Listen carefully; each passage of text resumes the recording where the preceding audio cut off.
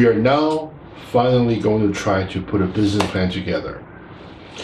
We're going to start this by writing only 4 paragraphs. We're going to try to construct a basic business plan in 4 paragraphs because we don't want to spend a lot of time developing a full business plan without understanding how all the parts works. So we're going to be writing 4 parts.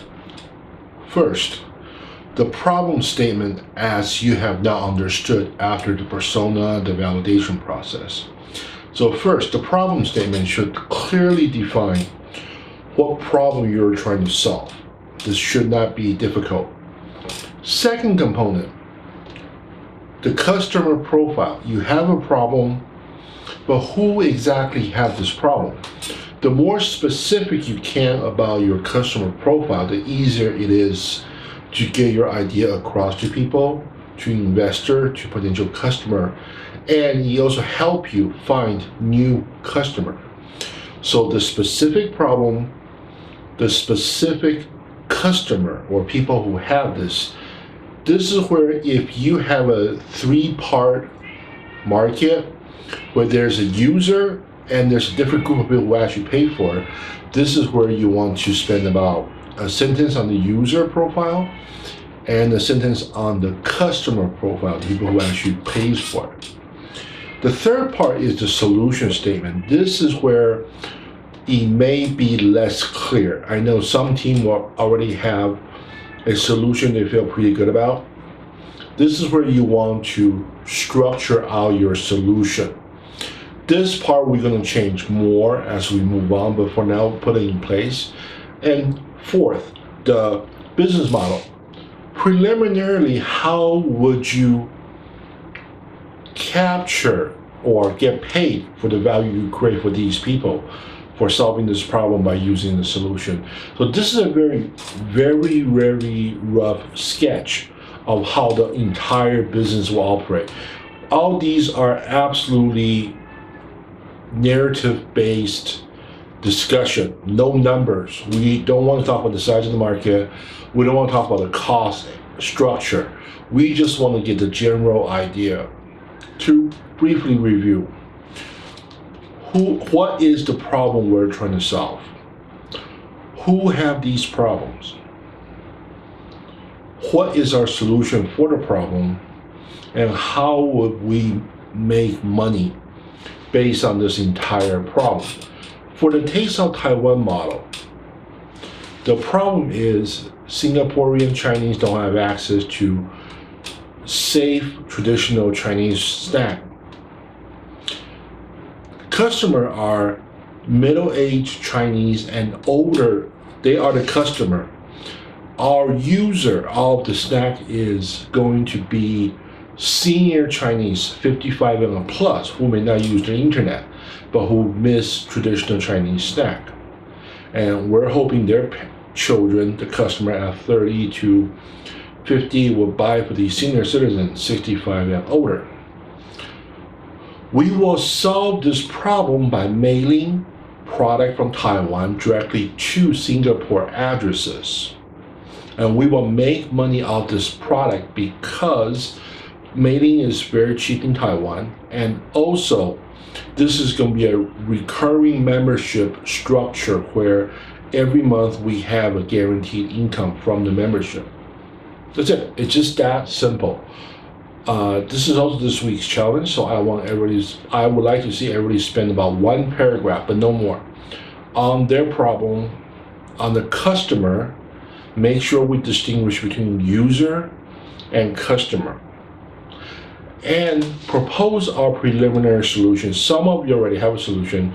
Some of you are still grappling. That's okay. If you're sure you have a problem, then you can play with the solution even into week 6. And lastly, let's just project how we are going to make money off of this solution we provide. So the business model, which we'll talk more, but this is just a preliminary overview of first attempt at a business plan. With any business plan, the point of externalizing all thoughts on paper is to communicate. So I would highly encourage you to take this 4-paragraph business plan and show it to friends, family, professor to discuss what question they have about your business plan, what concern do they have. And this will also be a good document to solicit potential mentor. Mentor are people who are somewhat of a knowledge expert in this field. This could be particular to your market, or this could be particular to your technology, or it could be particular to a business model you're pursuing. These are the things that will help you build a more professional plan to profitability, the seeking out of mentors. If you really want to move forward, there are ways to find mentors. We will discuss more, but one of the things would be LinkedIn, and the other one would be AngelList. These are all very powerful ways for you to find subject matter expert in your area that can help you overcome a lot of obstacles and avoid a lot of pitfalls.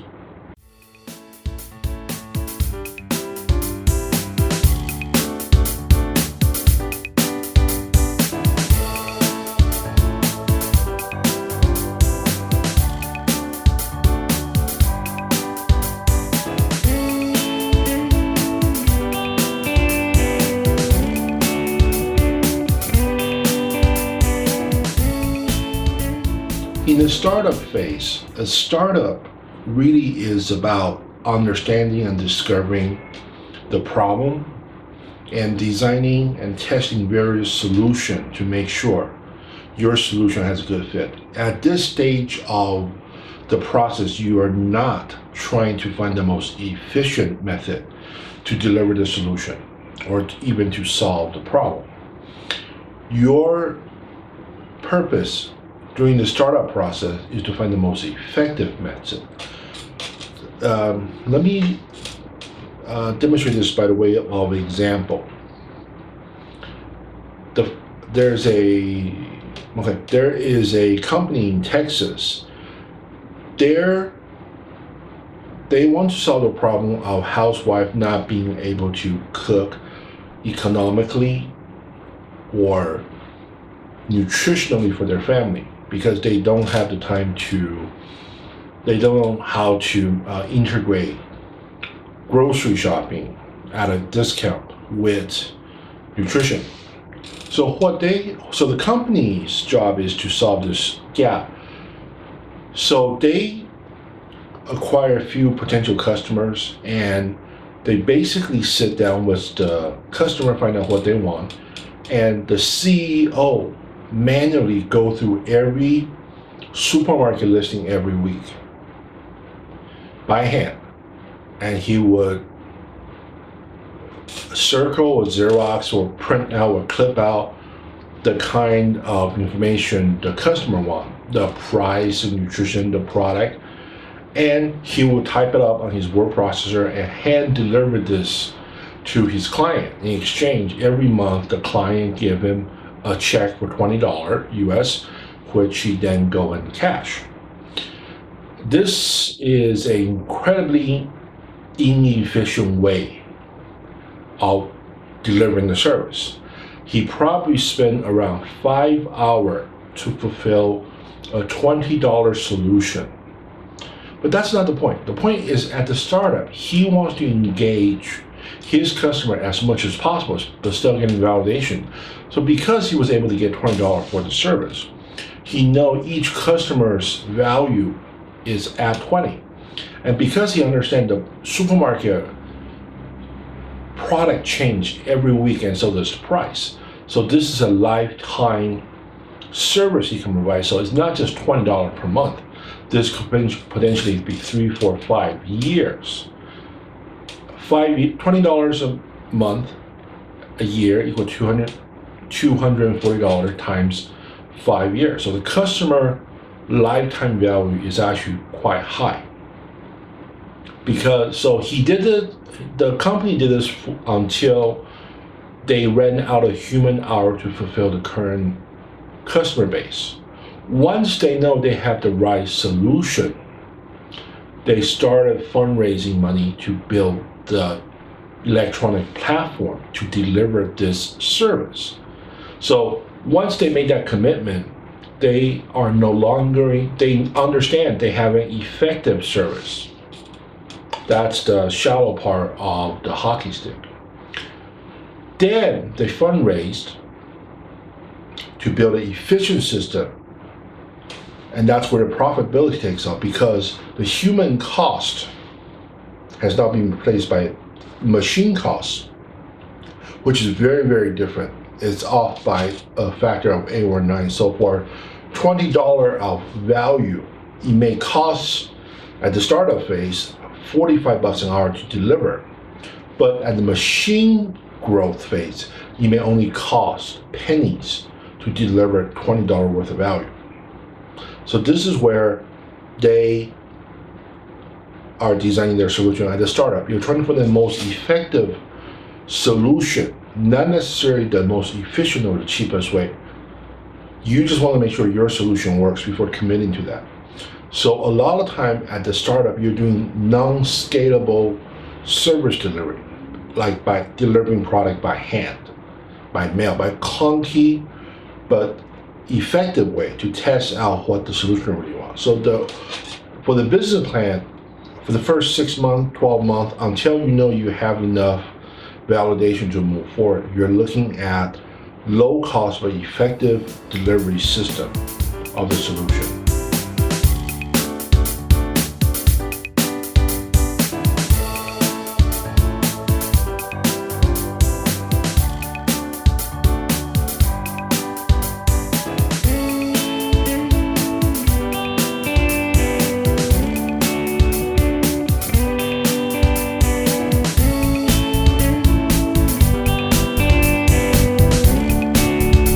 After the startup phase, the solution you're looking at is the scale up. This is where you know you have an effective solution. Now you need to make it incredibly efficient. This is where a lot of time automation comes in. Third-party services or geo arbitrage. For example, one of the things a lot of startup companies do is to use local to their market, to rapidly build up a working prototype, or a very basic prototype that they can deliver to the customer. But as soon as they get a system that's really not scalable, maybe 100 user, 200 user, when they start planning to scale up the hockey stick, they will actually arbitrage by hiring an entire team in a country where the programming is low. Taiwan, India, sometimes Eastern European countries comes to mind. Because they know they have the right solution, they can outsource the expensive part of the product out. This is where the previous example, where the supermarket, grocery, and recipe matching service, they first use very expensive human time to make sure they have the right solution. Once that's done, they can go and build an efficient solution. So in the second phase of your startup, once you finish the startup, when you move to the scale-up phase, you're looking at probably a large initial investment of technology infrastructure. But after that is done, the profitability shoot up because you're replacing expensive, non-scalable service provision with scalable, cheap, automated solution on the back end. That's one way to get the hockey stick, and that's where you have to switch mentality. The first part, you are designing something. The second part, you're engineering something. This is a very subtle distinction.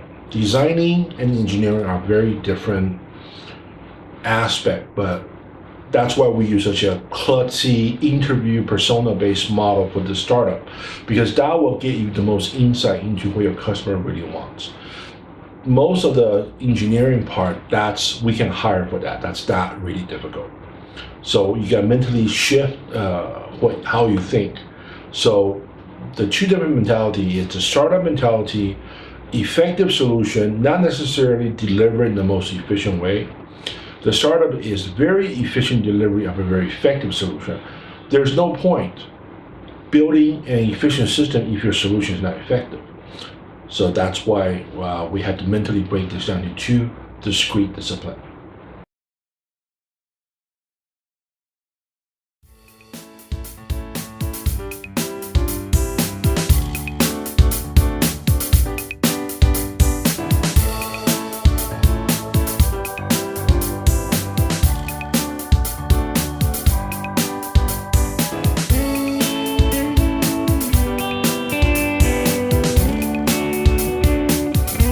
Let's talk about business models. We're going to start by talking business to business and business to consumer. There are two different models. Business to business is distinctive only in the way that in business to business, typically there are more than one decision maker. And a lot of time, nearly all of the time, the user of your product is far removed from the customer. For example, if you want to sell a new database solution, you have to understand who is the decision maker. The people who want to use the database could be the customer service people. They want a fast, efficient database. But the database is administered by the IT department. So the user are the customer sales rep. The people who actually have to touch the product is the IT people. But the ultimate decision maker may be a finance committee because the database is a relatively large investment. So the biggest challenge in a business to business model is you have to map out the structure of decision in a business. And this, every business could be unique. Selling the same database to a municipal corporation that sells electricity may be very different than selling a database solution to a marketing company, because each organization are configured differently, and the person who decide on the purchase may be in very different department than the one you think. So the business to business challenge is mapping out who is the decision maker, and also because it takes time to understand who is the decision maker in the organization, it's a very long sales cycle. So because of that, the cash flow will be an issue. So that's the first one. The second one is B2C. If your customer is a consumer, this is actually very simple. Consumer decision typically tend to be significantly faster than the company. And it's easier to understand what motivates them.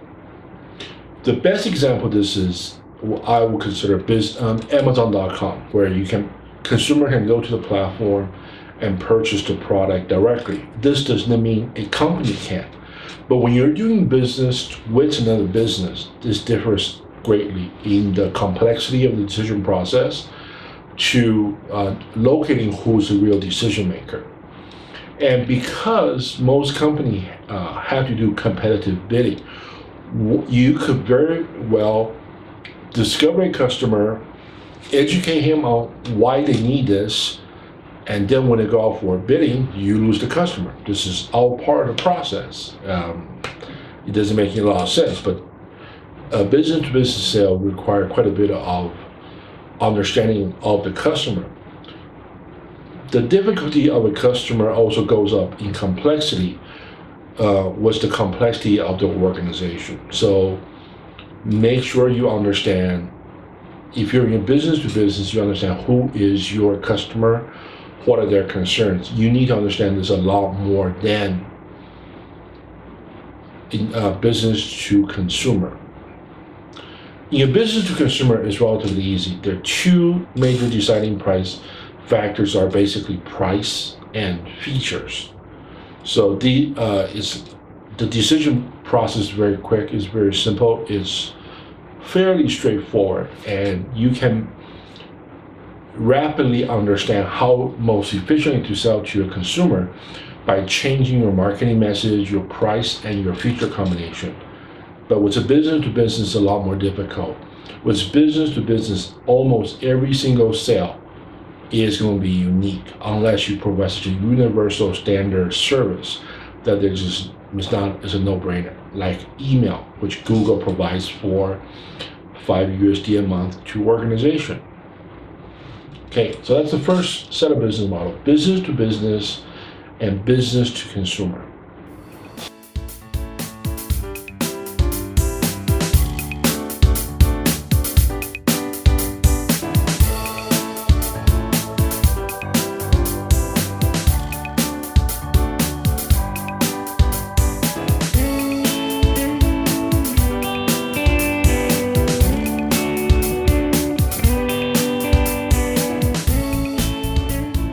The second type of business model we want to talk about is consumer oriented. The first one is C2B. This is when consumer sells to business. While this is typically misnamed as B2B, this is a special set.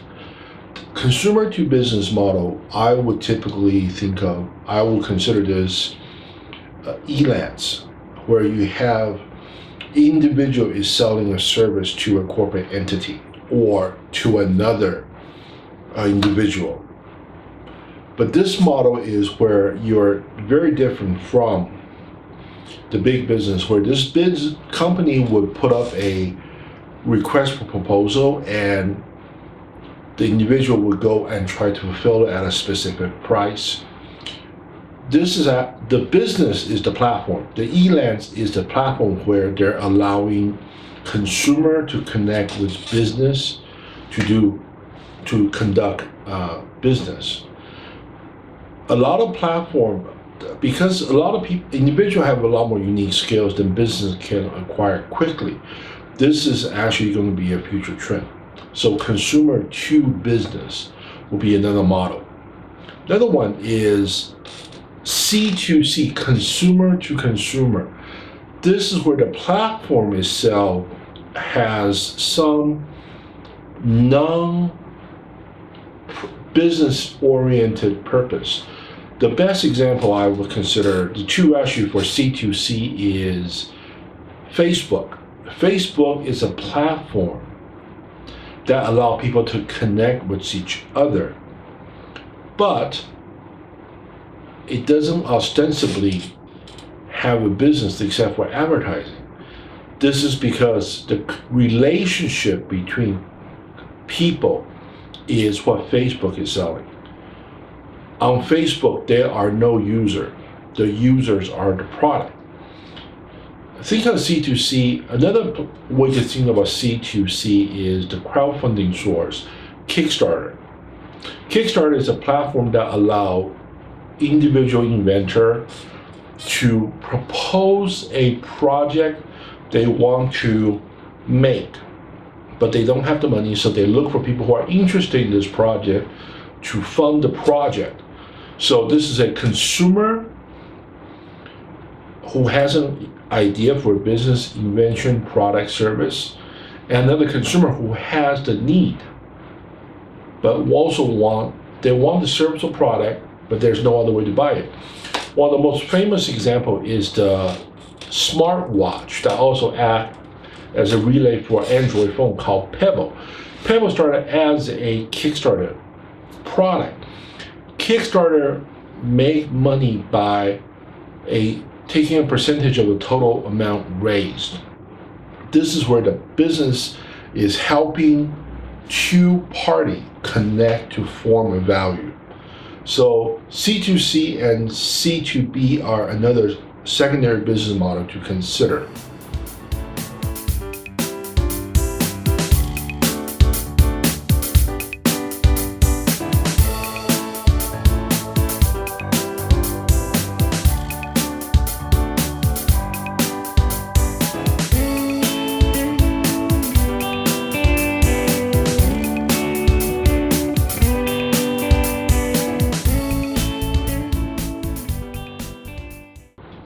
The very last business model I want to talk about is evolved fairly recently. It's called B2B2C. This is a more complete value chain. In our previous talk, we talked about Amazon.com, which started out as a B2C platform.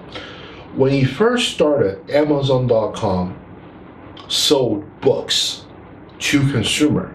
They actually have warehouses where they have stocks of books to sell to consumer. Over time, Amazon started to offer services to business. Now a lot of product on sale on Amazon.com actually come from a third-party vendor. So this is Amazon moving into a more complete solution rather than just Amazon.com providing the inventory, which also has a huge amount of financial risk. They allow any merchant after application, qualification, approval to sell through their platform, and Amazon.com of course takes a fee. But they don't have the inventory problem anymore. So a lot of time we're seeing more and more business who are trying to solve a complete problem. In a lot of Asian countries, the market is not completely integrated yet. One of the more interesting product I have seen recently is a airline ticket brokering system that is available to small travel agencies, which is a B2B model. In the traditional model, the airline ticket brokering system would sell service to the travel agency, but then the travel agency have no way of selling directly to the consumer. But the B2B2C model now has the brokering system selling to the travel agency, but also leapfrogging directly to the consumer on behalf of the travel agents. So this is a new model where we're seeing more and more companies provide a complete solution, and the profit is, I will argue the real profit is not in selling to business. The real profit is the long-term lock-in.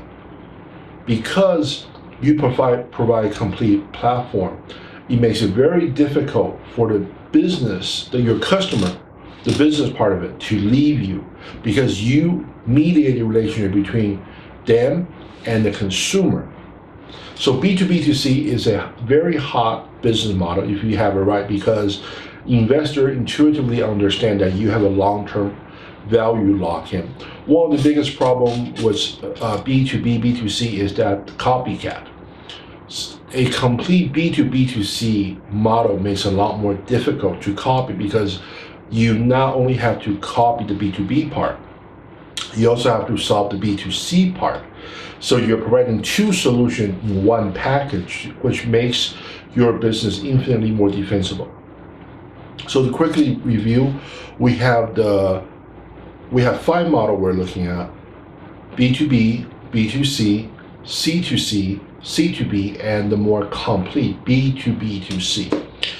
Picking a model also has severe implication, and I'll be posting some resources on more detailed analysis of which model, their advantages and disadvantages. But for now, I will challenge you to think about the 5 models we have and which one you believe is the most effective in deploying your solutions.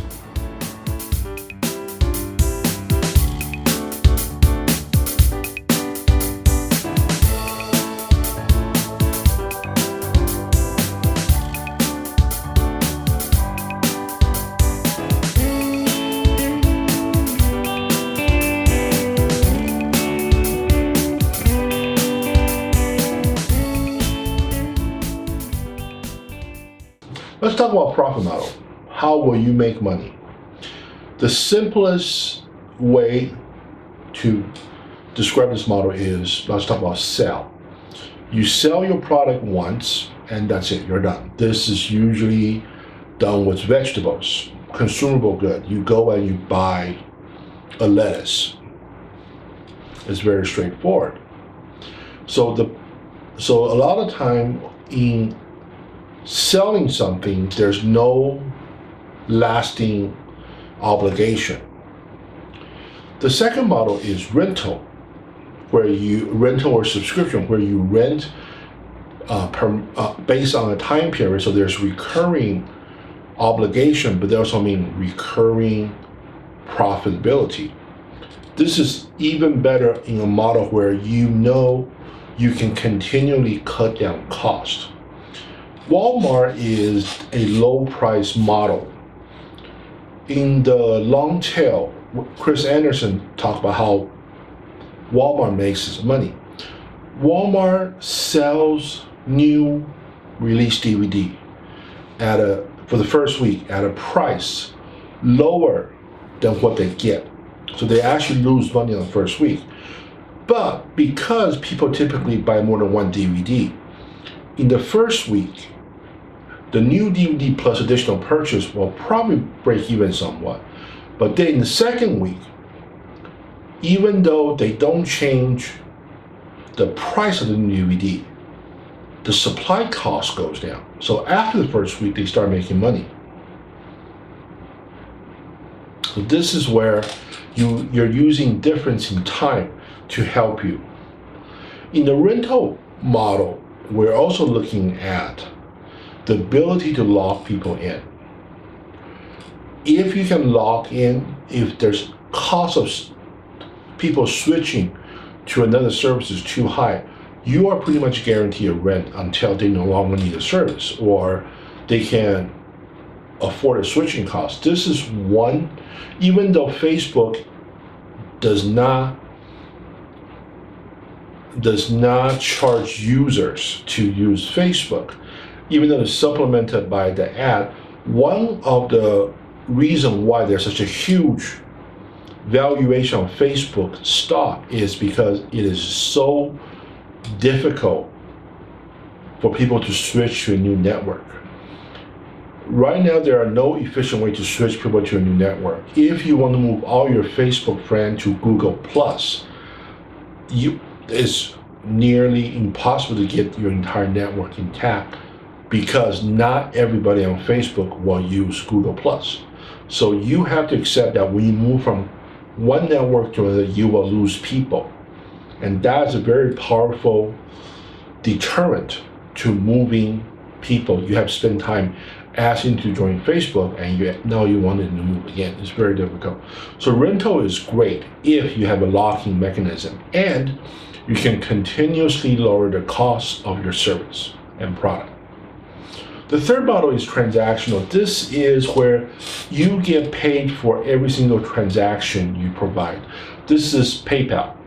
PayPal, they don't sell you anything, they don't rent you anything, but every time you send a transaction from one PayPal account to another, PayPal makes a profit. They also make profit off of rent, because when you park the money in your PayPal account, PayPal actually use your money to generate interest, but that's a mechanism on the back end. That's for efficiency.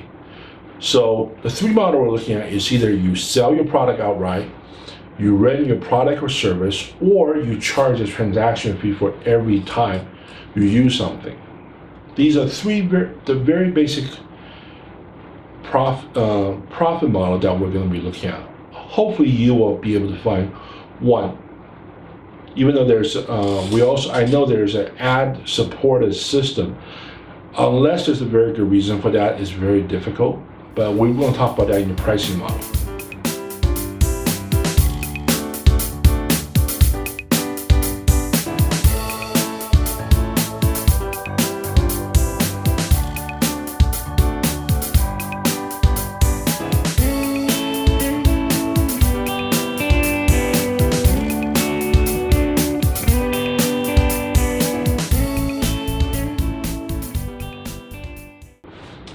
You know your problem, you know your customer, you know the solution you want to provide, but how do you charge for your service.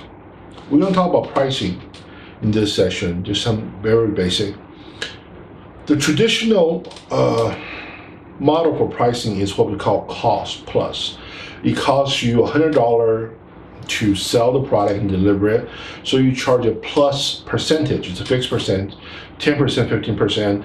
This typically works better in a very competitive market where the information is well known.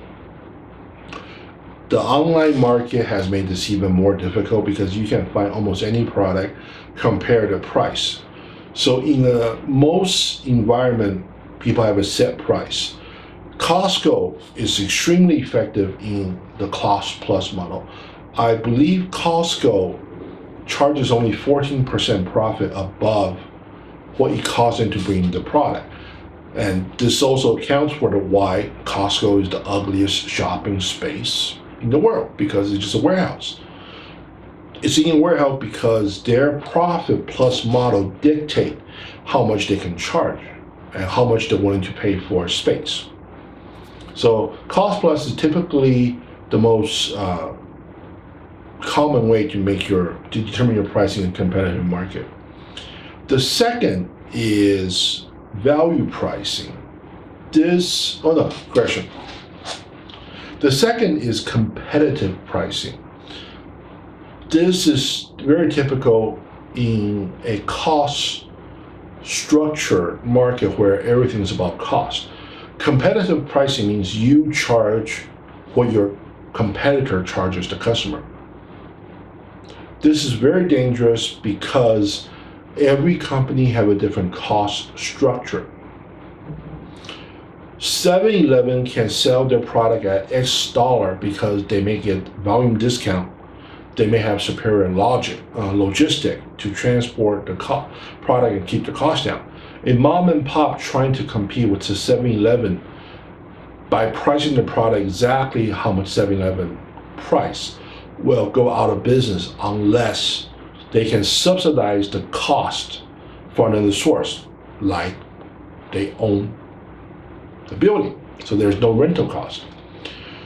Competitive pricing is very dangerous because the company with the most economy of scale can crush the small business, and it's a very difficult way to survive. The third model is what I personally prefer. It's called value pricing. Charge the customer how much the solution is worth. If it's worth $100 for me to buy a microphone, but because the competitor is selling for $50, you choose to sell $50. As a consumer, that's a huge benefit for me, but as a business, that's a huge loss for you. So how do you find out how much the customer value your product? The most common one, the traditional model, is focus group or survey, market research. This is okay, but be aware, consumer will lie to you. Consumer will always lie about the price. This is why in the survey and interview question, I have encouraged everybody not to tell the consumer how much they're willing to pay for, but give them a price and ask the consumer if they're willing to accept that. The second way to get value pricing is auction. Auctioning is a very effective model to understand how much money someone's willing to pay for something. Unfortunately, this is not a method you can use. This is not applicable in every situation. But it's a very effective mechanism if you can deploy it. The third one is interesting. It's not technically a model, it's more like a case study. A computer software company has a product that can help the customer's website to effectively convert visitor to purchaser, but they don't know how much this product is worth. Like any good scientist, they basically use an algorithm to find out. The first customer who wanted their product, they charge X. The second customer who wanted, they charge 2x. They keep doubling this price until about half of the customer say this is too much. So by hitting a 50% rejection rate, they feel they have reached the optimal level. It started as $200 product. When they hit 50% rejection rate, it was around $40,000 a month. You simply don't know how much the customer is willing to pay. So this is one method to keep doubling until you get 50% rejection rate. If your solution is what they really want, and if you're solving a significant problem, they will pay you money. This is why Apple did not do, Apple and iPhone and Android have the same component. They're built by the same manufacturer. How can Apple get 30% more premium than an Android phone? Because Apple do not charge cost plus. Apple do not charge by competitive pricing. Apple charge by how much the customer values it. And not all the customer wants it. Apple is a niche product. Only specific country are they a mass product. Most country, Apple penetration is actually significantly lower than Android phone, but that's a strategic choice. The third way to get pricing is third-party payment, advertising, selling a product, and there's also freemium where some people pay, but some people don't. This is a tough model because usually when you're in a freemium model, you're looking at single-digit customer paying for the rest of the market. And unless you can very cleverly structure the psychological need for payment, you're looking at probably 2 to 5% paying customer, which is almost as bad, it's better than the advertising model, but not by much. Okay, so these are the 5 models we can play with. Hopefully we can find one that works for you.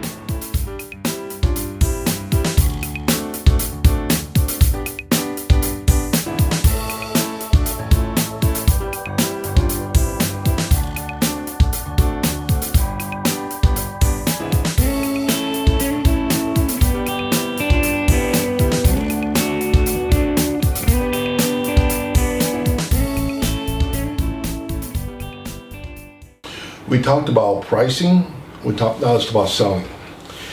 We're looking at 3 different ways to do sales. The first one is direct selling, where your company is the original seller.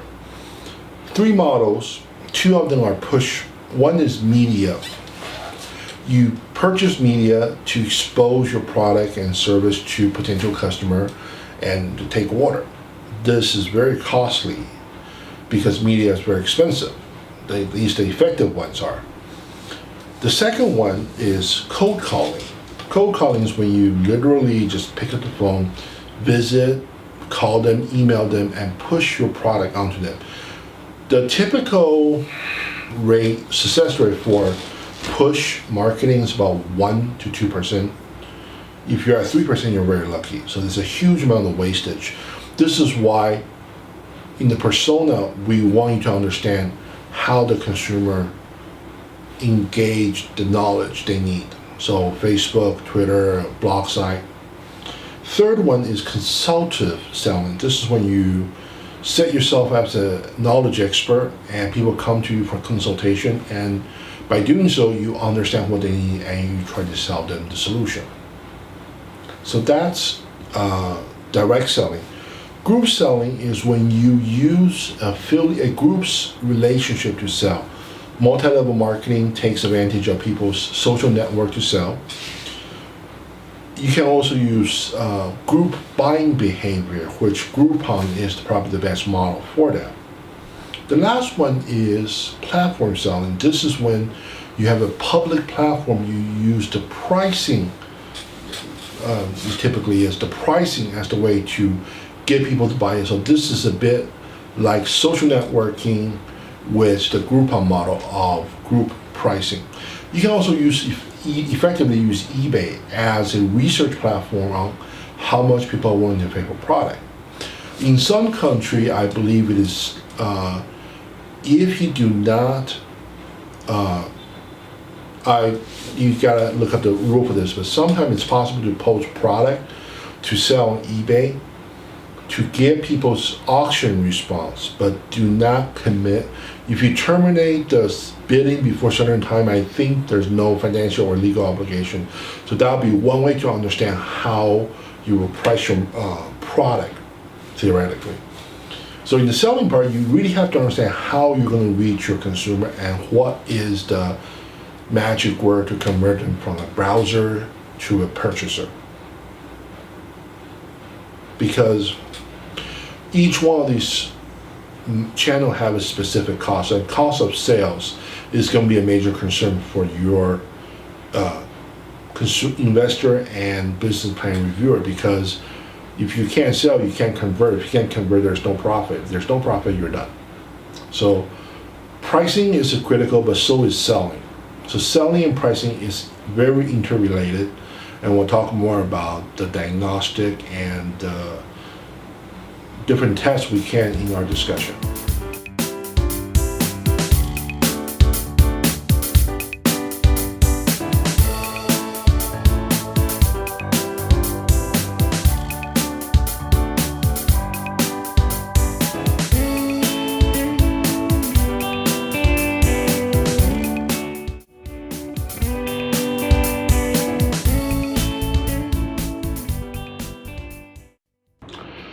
Delivery and distribution is a significant part of the business.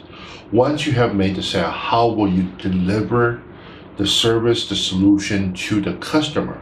More importantly, how you choose to deliver that has a cost structure that you have to consider. There are 5 preliminary delivery systems we want to talk about. First one is personal. This is where your company actually deliver the service or provide the service. This could be very, very costly, but at the startup phase, that's okay because you're learning about the solution. So part of this cost of the service delivery has to be calculated into the price. So the first one is personal. Second one is third party. A lot of product and service have to be delivered long distance. So you have to recruit a delivery service as part of your delivery mechanism. So there's an additional cost. You can price the delivery independent of your service, giving the customer a choice of the delivery. For example, if you sell shoes like Zaffo, you can choose FedEx, you can choose Postal Service, you can use UPS. By giving the customer a choice, and they don't feel you are making a profit off the delivery, that makes a very clear delineation. You're making profit off the shoes, and they choose the delivery that best fit their need. Because some of the delivery have a duration difference. Some are faster, some are slower, some has insurance built in. So that's one strategy. The second strategy is all-inclusive, where you have a unique and low-price logistics structure that you don't want to expose to the customer. So you price everything as one package. Taste of Taiwan takes advantage of the Taiwanese postal service. So we include everything into a single package. Not so much to hide the price, but just for convenience sake. The third one is internet. This is, for most small startups, this is what they want to do. And a lot of time the solution is provided on the website, such as search, number crunching, data provision, and summary of group data. So since the computer system uses the internet to take the customer request, the server processes, so it makes sense to spit the information back out through the internet. So the internet, because it's such a ubiquitous platform, it is also a great delivery mechanism and very, very cheap. with the price of data processing and data delivery drop to near zero, most companies will choose this mechanism, even though sometimes it's neither the most effective nor the most profitable method. The fourth method is DIY, do it yourself. Think of this as the IKEA model. The IKEA in other places is actually offering multiple model. In the United States, IKEA do home delivery only, last I recall, but in places like Singapore and Taiwan, IKEA do delivery, but in Singapore specifically, they also will assemble the furniture for you for a fee. Now, whereas original IKEA started, you buy the component as a set, and the customer, him or herself, actually put the product together. So they created value by taking apart the entire furniture value chain. They don't provide the labor to assemble. So this is where they were able to create value. Fortunately, this model works for them because they had to redesign the furniture in a way that doesn't require too much specialty skills. So the fifth one is group. This is where you enable group member to actually deliver the service, where for event organizing platform, you enable the member of the event organizing team to do the event, whereas the platform itself would take over all the logistics. A famous one will be AccuPass, where you do all the administrative and partial marketing on their platform, and the group member interactively manage, approve, do customer service, and they deliver the registration service, but through a platform, and the final event is produced. So to briefly recap, there's the personal, third-party, internet, DIY, do-it-yourself model, and the group. Each one has its own cost structure and its own benefit. We will get into more when you have chosen a specific structure.